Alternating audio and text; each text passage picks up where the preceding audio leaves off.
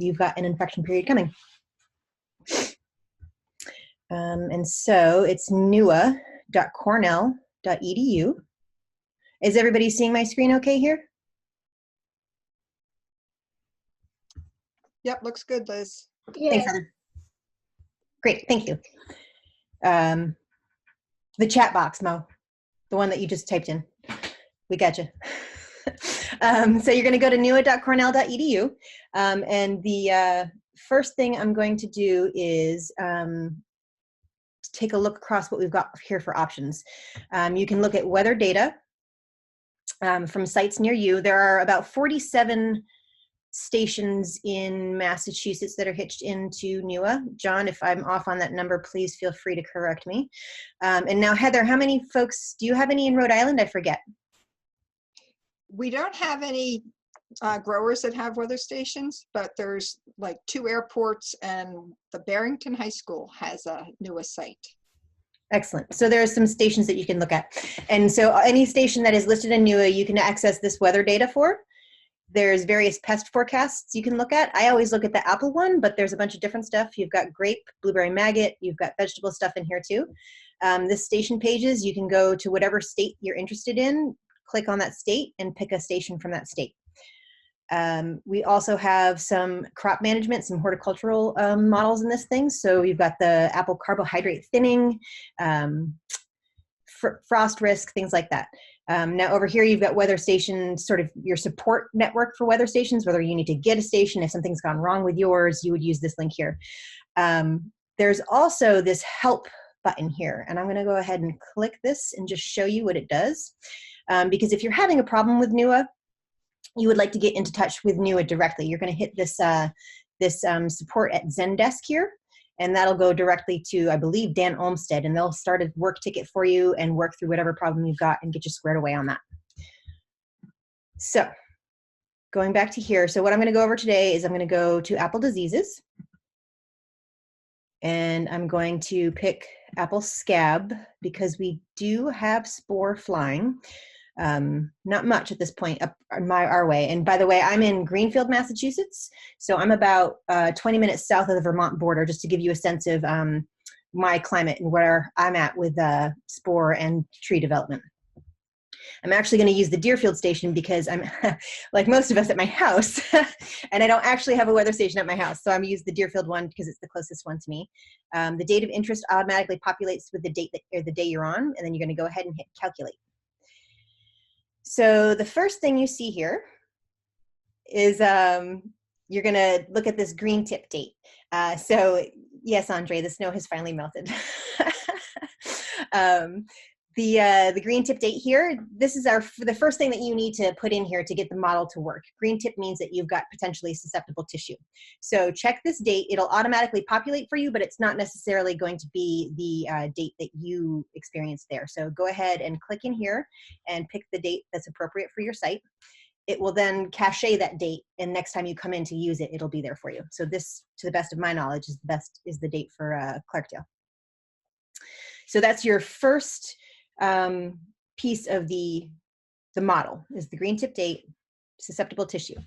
The next piece here is this Spore Maturity. This tells us whether or not we have spore available based on the model. So you first see that you've got these dates here along the bar. You've got your past, your current here, and then your forecast. Something that I find really interesting is if you click on this forecast details, it will actually bring you to NOAA, the National Weather Service forecast. And so this is a handy way to get right to your forecast and see even further out than what NEWA is showing you. So the next thing you see here are your total Spore Maturity, that first line there. As you can see right now, NEWA is saying that in Deerfield, we're at about 5% mature. Today's discharge was about 2%. So technically, spores were released today, according to the model. And thus far for the year, we've seen a cumulative of 3% discharged overall for our entire spore bank.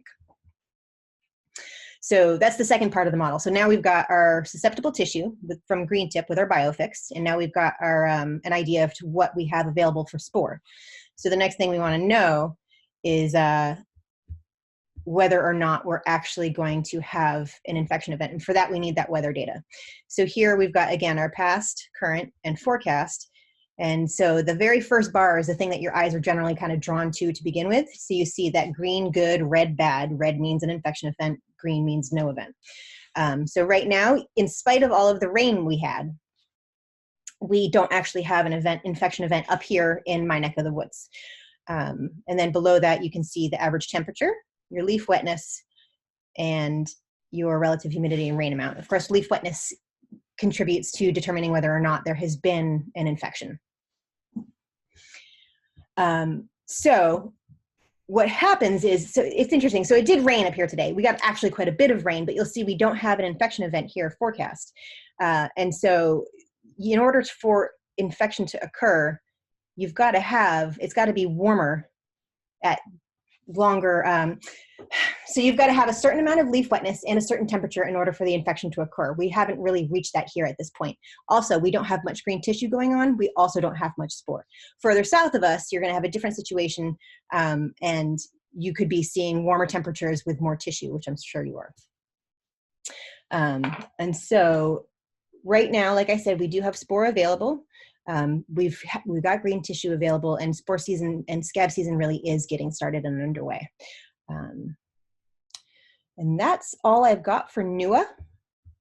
If you scroll down here further, you can see different disease management options, and you can see other more explanations for the different ascospores and the cycle of the disease itself.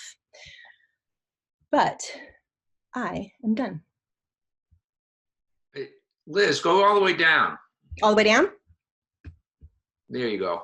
Mm-hmm. Just, I mean, there that list of infection events is sometimes useful, but it also points out a little glitch in the business. Right. So remember when we first came in, you had to check your green tip date. For some reason, the system holds on to infection events that were estimated before you fix the green tip date. So the green tip date that is estimated is generally a little sooner than what you're actually seeing in the orchard. So down here, as Dan was saying, you see like March 19, March 28. We were not at green tip here at that point. So these wouldn't have, even if spore were available at the time, which there weren't, there wouldn't have been any tissue to infect in the first place. So you got to have all of those different components together before you can have an infection, of course. And then currently we have a forecast event for the 12th and the 13th as a combined event. So it looks like we've got some significant rain coming in the future.